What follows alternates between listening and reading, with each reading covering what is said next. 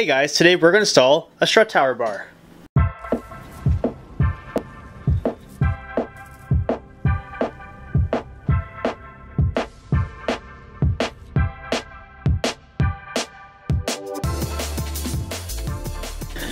Okay, before all the rice comments start, there is some merit to adding a strut tower brace to your vehicle, and we're going to go over that today.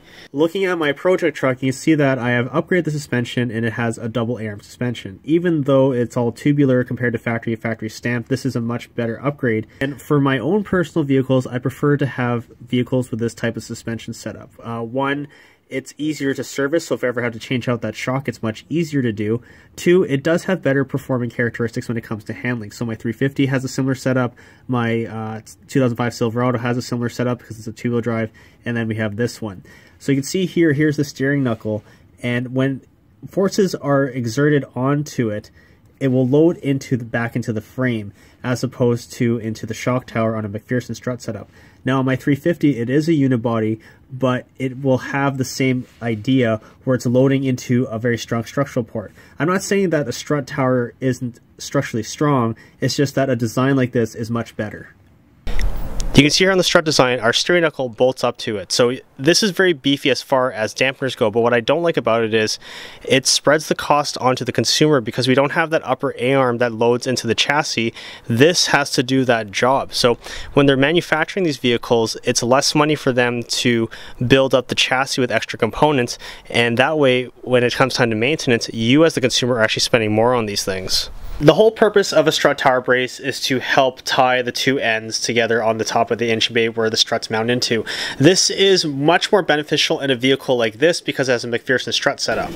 The whole concept of boxing a suspension setup is nothing new. It is practiced quite a bit from manufacturers. If you were to look at late 90s or early 2000s Toyota Soleras, and I think some Camrys, they have a factory strut tower brace. If you were to look at the 350Z, it has a factory strut tower brace. I've even seen it in the RSX, which is a really great example because the RSX shares the platform with the Civic. The Civic does not have a strut tower brace. There is a brace down low, but the RSX has a brace on top helping connect the two shock towers together. If we look way down low, we can see Honda has added a brace from factory to help stiffen up the front end of the vehicle. By adding this piece in, we're just helping supplement that. I'm also installing this due to experience. On my 97 Camaro, it did not have one. It was a double arm suspension, and we will call them shock towers because they weren't struts. This is a strut tower. And after I installed it, the car it did have a little bit more vibration, I'll give it that. You will notice that when you install this piece, but it seemed more responsive because I guess the front end of that vehicle wasn't the most rigid, so it added a lot more rigidity. So what we're hoping to do with this car is, well, we want to install this piece because it kind of looks kind of cool. There's the rice part, but hopefully we can get a little bit more nimbleness because I want to get more passive safety out of this vehicle. So we're going to do things like the strut tower brace, update the struts with new ones, and also update the sway bar end links and bushings. Before we start the install, we want to make sure that this is the proper part. I like to do this as common practice when I'm doing anything aftermarket. In a situation like this, it's not a big deal to take these nuts off and like, oh, it's the wrong one. But if you're doing other types of installs and this isn't your force of habit, you might disassemble a lot more of a vehicle on a different part just to find out it's the wrong one. Sometimes you have to take it apart to figure out if it's going to fit or not.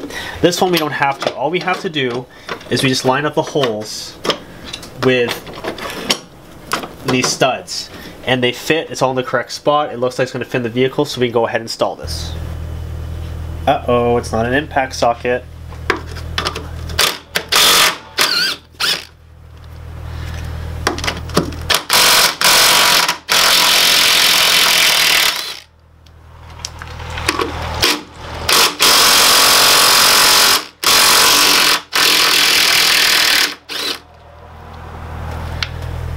This car came from the East Coast and a lot of the fasteners were rusted on. So what I did was, before I even attempted this job, I sprayed a bunch of penetrating lube a few days before. That way this would come off a lot easier, which it did with the proper tools. These parts, if you're going to buy stuff online, these are universal ones. They are significantly cheaper. Now they're cheaper because they are universal. This isn't designed specifically for the Civic. Now what I mean by that is they might use this piece in several other vehicles, but this piece over here is unique to the Honda parts. So what they do is, okay, here we have a stud, it's threaded in, so we might have to make some fine adjustments to get the correct width on there.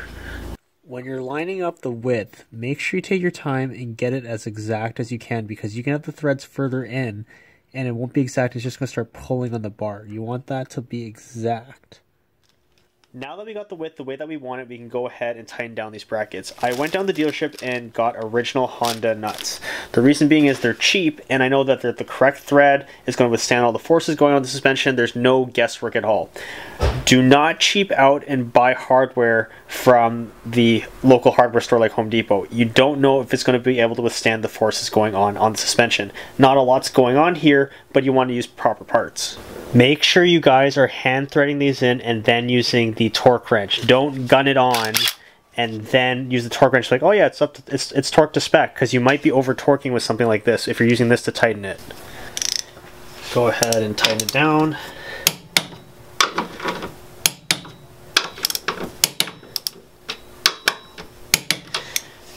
Every vehicle is going to have different torque settings, so make sure that you check the owner's manual or your service guide. Next, we can tighten up the bolt and nut that attaches the bracket to the brace itself.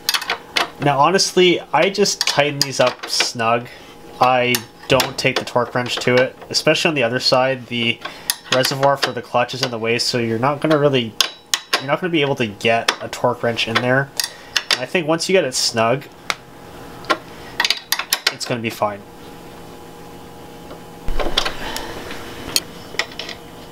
Finally, tighten up the jam nuts on both sides of the bar.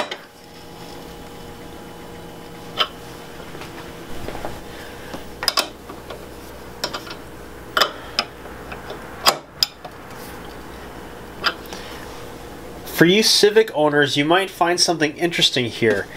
My clutch reservoir for the fluid is all the way over here. It used to sit over there. I was doing some research and I was looking at pictures. When I would keep looking up these strut bars, I kept noticing that it was pictures on automatics. And the other thing is too, that you have to use the factory intake because the aftermarket ones come too high. But I kept noticing, why can I not find any pictures with a manual transmission? What I found out was the reason why you never see a picture of the manual transmission, I found a couple, is this is in the way when you install an item like this. And what I was seeing people were doing is they were taking the factory bracket and just tilting it quite a bit to clearance this. It will clearance. The problem is you are ruining the serviceability of the vehicle. Now, we've already compromised the serviceability a little bit because when we want to change our air filter, we have to remove this. Not a big deal.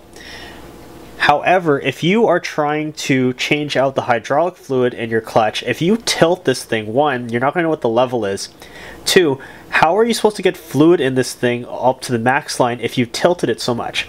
So for those of you that follow me on Instagram, I did a post where I actually got a bracket off an RSX. Looking at the RSX, they actually have it all the way out here.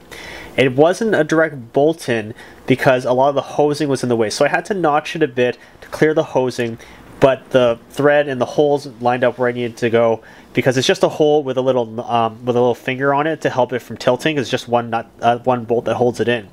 So by bending it, notching it, I got it way over here, where the hose is actually long enough so you don't have to worry about changing out the hose lines over here for the hydraulic fluid. It's fine. And we got it over, so then we have clearance for a Strut Tower Brace. And there you guys have it. Super easy install. You can see that we picked an item that kind of matched the color of the vehicle. This is more of a half looks, half performance piece. If you were going for real performance, I would highly recommend that you would get a steel version of this. It's significantly stronger. It's going to weigh a bit more, but not enough that it would negate any performance gains as far as acceleration goes, but you would gain a lot more strength. Pieces like this are, yeah, they're more for looks. They do add some structural rigidity, but not as much as a steel variant would. With this brace installed, when a force happens on this side of the suspension, we are helping send that load over to the other side, helping evenly distribute it. Engineering Explained actually explains this very well in one of his videos when he goes over thoroughly of the benefits of having a strut tower brace. Would you guys add an item like this? It does dress up the engine bay quite nicely. It will add some more structural rigidity, so hopefully when we take the car out for a test drive, we'll notice a little bit more responsiveness in the steering is what I'm hoping. But granted, yes, I just mainly did this to make it look a little bit more pleasing under the hood. A lot of vehicles though do have it from factory, so there is merit to an item like this. If you like today's content, make sure to check out my channel and hit the subscribe button, and make sure to hit that bell notification. What that does is it makes sure that you're always kept up to date with all the content that we're providing with you guys on YouTube. So the way that we have the channel set up is I have the uploads up top. That way, at all times, you can always see, if you just hop by the channel, what our latest upload is. Plus with the bell notification, you're going to get some sort of message from YouTube itself. We also have popular uploads, car videos, how-to videos, demonstration and informational videos, and a lot of cool other specific car videos like our builds playlist. I really like the builds playlist because it takes all the theories from our how-to section and it keeps applying it to different vehicles. Yeah.